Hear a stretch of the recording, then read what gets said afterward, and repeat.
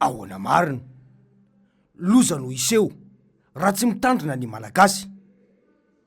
Raha mijery ny toetra raha-pirenena amin'izao fotoana izao sy ny fomba fitantanana ny firenena ankehitriny, ny fampiaran-dalàna eto amin'ny tany sy ny fanjakana, dia tsaroana avy hatrany ny tenin'ny ray aman-dreny no sady filohan'ny antoko Madagasikara dia ny filoha Marc Ravalomanana nandritra ny fankalazana ny 20 taona ny Tima Tao Tomasina hoe mailo ry vahoaka malagasy.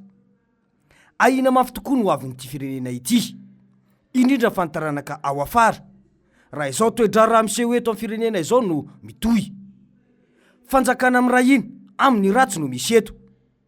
Tsy tandalana ny mpitondra ary tsy mahagaga raha miagisitra ilay firenena satria tany tsy misy lalàna intsony i Madagasikara. Ambony lalàna avokoa ny mpitondra rehetra ary manjaka ny gaboraraka.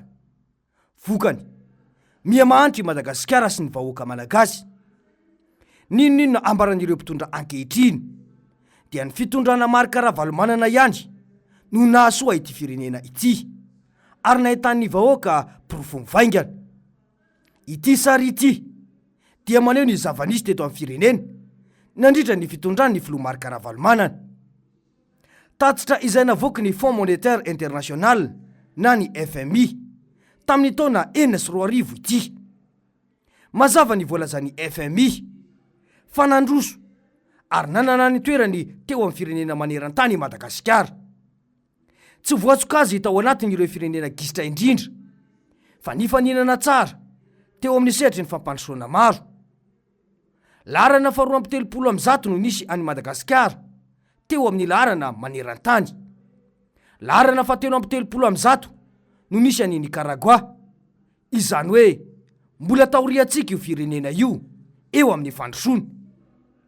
Fa 770 kosa no nisy any Maurice, fa 270 no nisy any Comore, ary fa 120 no nisy ny laharany Tunisia. Mety ampametra-pantaniana tokoa an'ny sasany hoe mbola taorintsika tokoa ve ireo firenena rehetra no tanisaina teo ireo? Tsy angano akory io, fa tena nisy, ary ny FMI na ny Fonds Monétaire International izay mpamatsy vola mahazatra no namoaka io tatitra sy filaharana io. Izany dia porofo mitohoka amin'ny tendany fa tena nanana ny naizy azy i Madagasikara tamin'ny fitondrana Marc Ravalomanana. Tsy tonga ho azy izany, fa nisy ny drafitra matipaika, indrindra ny fahamatora-pitantanana tamin'izany.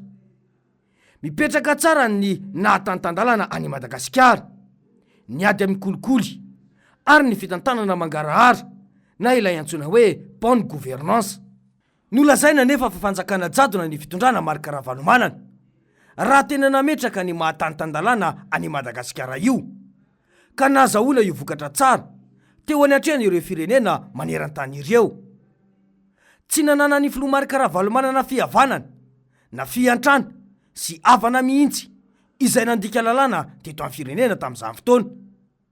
Tsy faly ny vondron'olona sasany ka nahongana ilay fitondrana. Dia ndao ho jerentsika ny vokatra izany ankehitriny.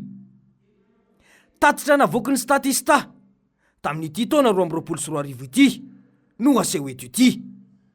Laharan'ireo firenena mahantra indrindra maneran-tany, laharana 5 no misy any Madagasikara. Averina ihany fa laharana firenena farany gisitra maneran-tany ity aseho ity.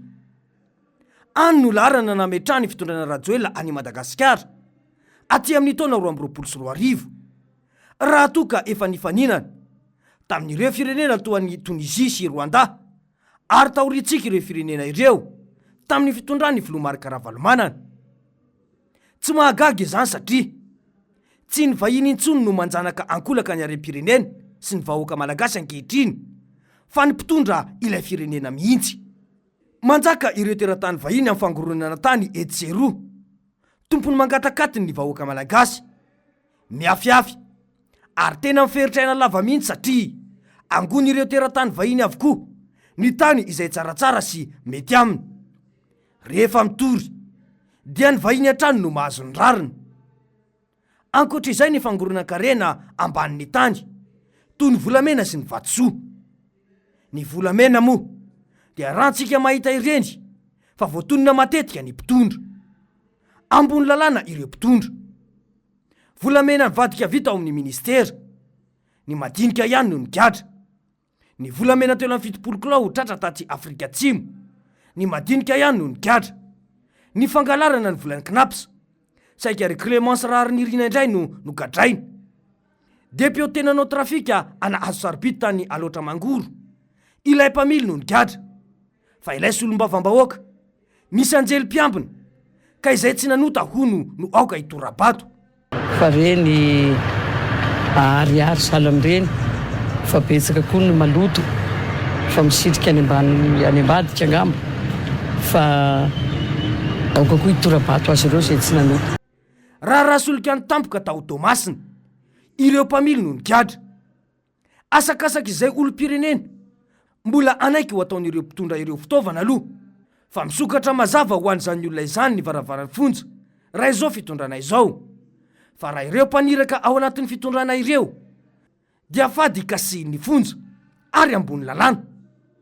Gasy manambaka gasy no fitondrana misy eto, ary tsy mahagaga izao fahantrana lalina mazo antsika izao.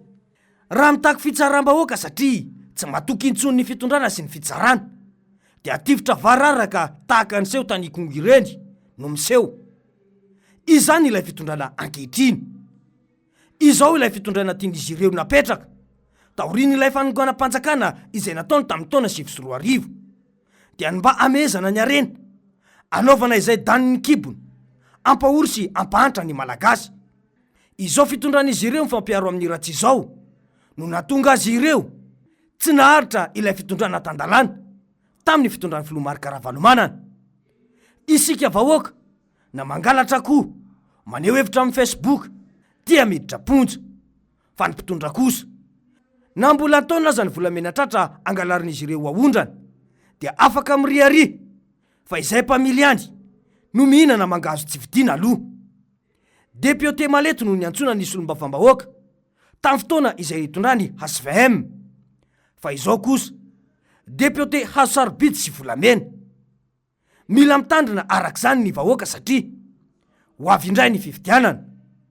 Raha izao zava-misy izao no mitohy dia ho mafy kokoa no iainana ankehitriny io, no iainana indray ao anatin'ny 5 taona manaraka. Ndao averina any amin'ny mahatanitandalana sy fanjakana tsara tantana, ary tena ady amin'ny kolikoly ilay firenentsika, mba tsy hanjakan'ireo milaza azy tsy ho maty manota eto amin'ny firenena no ny tombontsoan'olo mitsy manokana fa tsy tombontsom-bahoaka. Ho firenena mendrika ny malagasy tahaka ny tamin'ny taona 2024 io Madagasikara aoriana kely ao, ka andro fahalemana amin'ny lafiny maro ny malagasy. Fa raha izao fomba fitantanana ankehitriny izao, tsy antenaina hitondra fandrosoana ho antsika vahoaka mihitsy. Eloka be izao ve dia mbola hoe izay tsy nanota taminareo no aoka hitorabato azy, kanefa ny vahoaka tsy misy an'izany, fa tonga dia migadra na mangalatra any-masaka aza noho ny fahantrana misy. Fa ahoana mariny?